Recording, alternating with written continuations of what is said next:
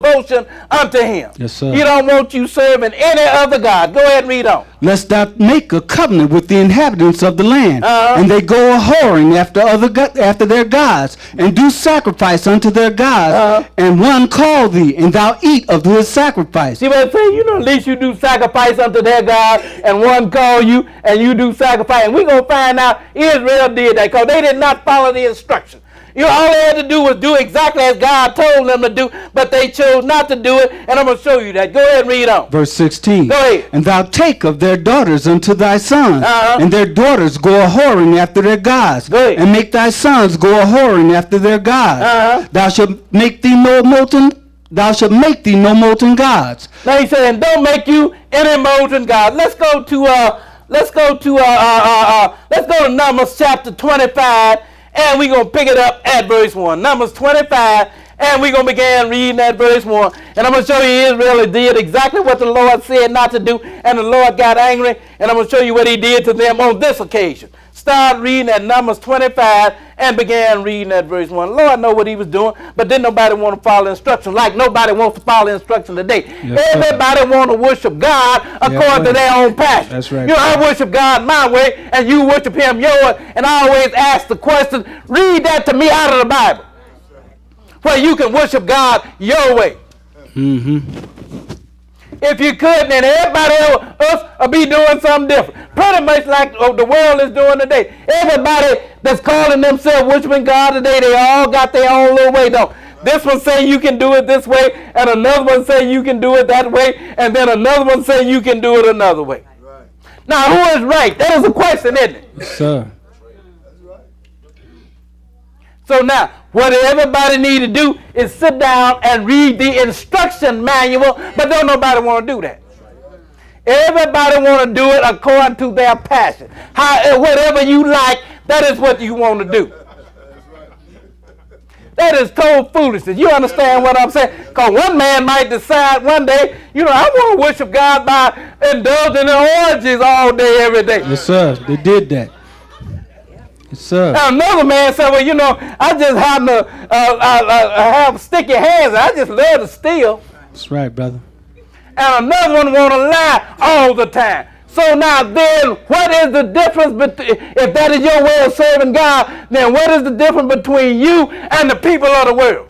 None, brother, none. No difference, is it? That's right, brother. That is why God gave you specific instructions, and if everybody followed the instructions, then everybody would be doing the same thing.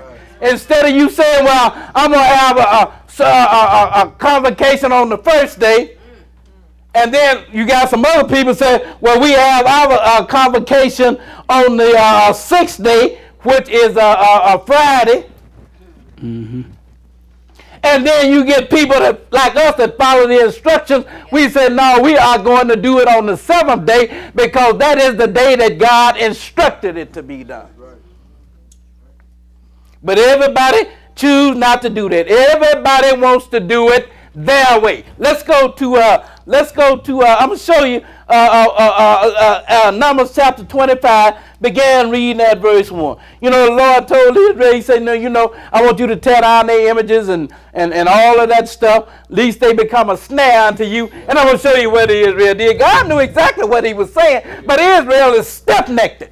Yes, sir. Even to this day, they still stiff-necked. Right, brother. And at some point, you were going to pay for your stiff-necked, and I guarantee it at some point. God is just merciful and long-suffering, giving you an opportunity to get it together. But then at some point, God's patience even wears out.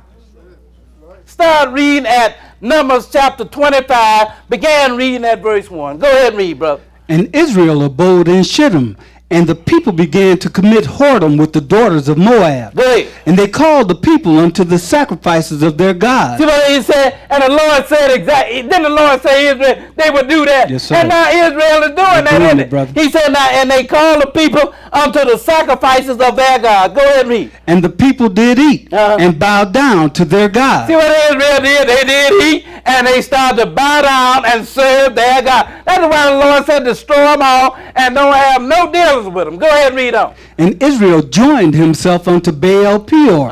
And the anger of the Lord was kindled against Israel. Now this Baal Peor, this was some pagan deity.